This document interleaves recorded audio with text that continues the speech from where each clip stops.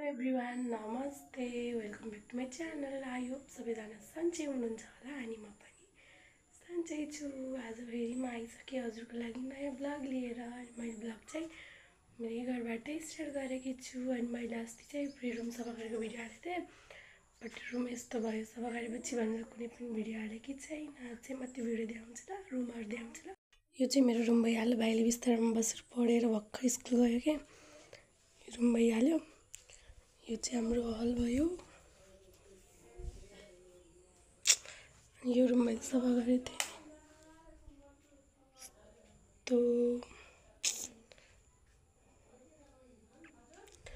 यो चाहिँ आमाको रुम।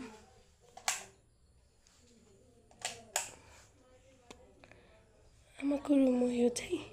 यहाँ चाहिँ त्यो सानो बेड थियो क्या, त्यो बेडलाई चाहिँ मैले निकालेर अब दसैँको बेलामा सबै जम्मा आउँदै यहाँ बसेर कुरा गर्नुहुन्छ नि त, त्यो बेड यहाँ लिएर राखेँ। यो चाहिँ मेरो रुम। अनि म चाहिँ आज उता मम्मीको ठुली मम्मीकोमा चाहिँ श्राद्ध दिइरहेछ, अनि म त्यहाँ जाँदिछु आज। अनि म त्यहाँ गएर पनि ब्लग बनाउनु ट्राई गर्छु, लाज लागेन भने चाहिँ हेरेर सपोर्ट गर्नु होला। मलाई चाहिँ कस्तो लुगा लागेर साउन्ड पनि कस्तो नराम्रो आएर भनेर त्यही पनि म ब्लग चाहिँ बनाउँछु। हजुरहरूले माया गर्न चाहिँ नबिर्सिनु होला। छि भए त्यस्तो भनेर कमेन्ट चाहिँ नगर्नु होला। मैले जस्ट ट्राई मात्र गरेको ब्लगहरू बनाउनलाई, आफ्नो रहरको लागि हो, कसैको इच्छाको लागि होइन।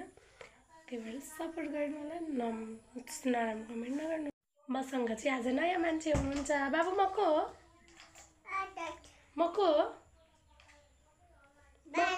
बजै दिदी। गुड, बजै नभन सबस हात। अनि तिमी को हो त? तिमी को हो नि?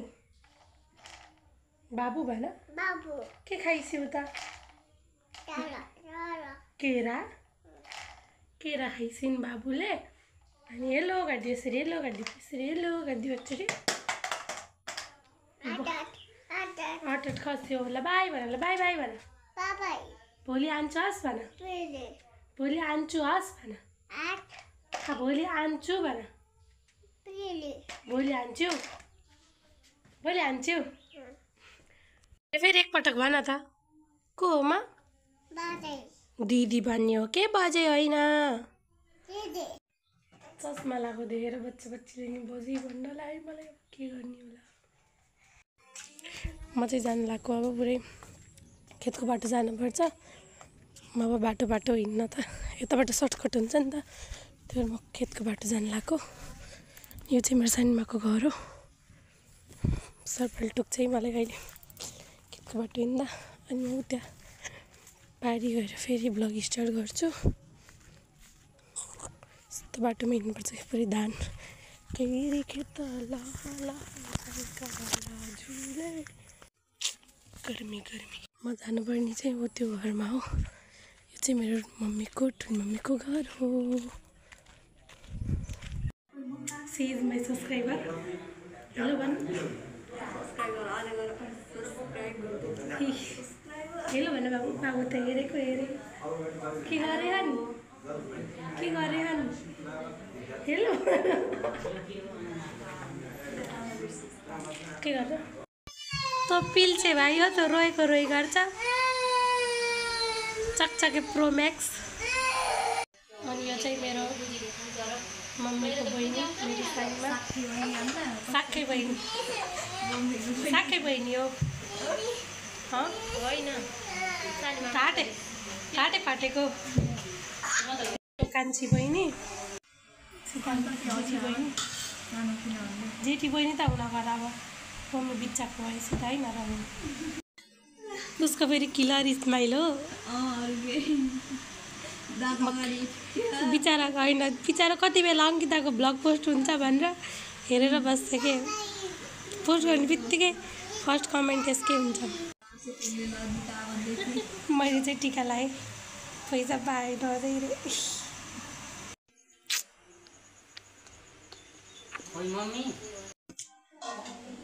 हामीले चाहिँ खानासाना खाएर भ्याइसक्यौँ। हामीले चाहिँ लास्टै काम गर्छौँ। हजुरहरू कसैको घरमा बिहे पूजा छ भने भाँडा माझ्न यिनलाई बोलाउनु होला। यिनी धेरै संस्कारी अनि यिनलाई बिहे गर्ने केटा पनि चाहियो। के भन्छन् क्वालिफिकेसन भन्छन् त्यो भन्ने के यस्तो यस्तो छ भनेर नि। यहाँको विशेष 12 पास गरेर बस्नुभयो, धेरै संस्कारी हुनुहुन्छ। यहाँलाई लगेपछि धेरै दुःख पनि गर्नु पर्दैन, यहाँले धेरै खाँदा पनि खानुहुन्न, यति खानुहुन्छ। भाँडा माजिदिनुहुन्छ। म चाहिँ घर फर्किन लागिसकेँ। यस्तो गर्मी छ साथीहरू, यस्तो गर्मीमा पनि म नबसिकन फर्किन लाग्यो के घर। गर्मीको त फेरि कुरै नगरौँ। कपिलवस्तुको गर्मी 46 हुन्छ भन्ने न्युज चाहिँ मैले हेरेको थिएँ बिहान। त्यति भयो जस्तो लाग्यो मलाई लास्ट गर्मीमा जाँदा पनि त्यही गर्मी आउँदा पनि धान फेरि टक्क पुग्छ। सानीमाको घर आइपुगेँ म, अनि यसपछि एउटा घरपछि चाहिँ मेरो घर हो।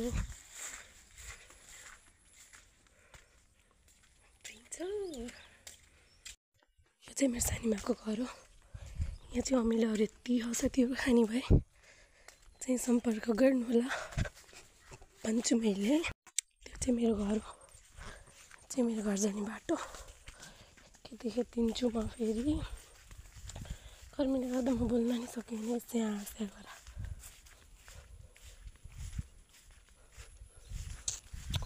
खुर्सानी चाहियो भने भन्नु है। कोही रहेनछ हाम्रो घर त।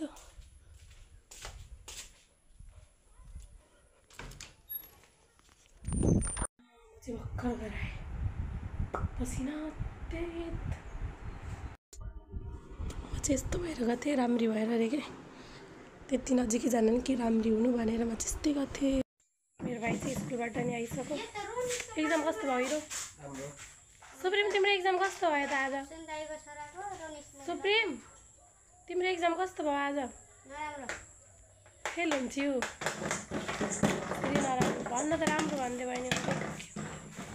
हामी चाहिँ जङ्गलमा घाँस काट्दैछौँ। यहाँ घाँस छोड्दै हुनुहुन्छ। त्यो चाहिँ हाम्रो चौपारी हो।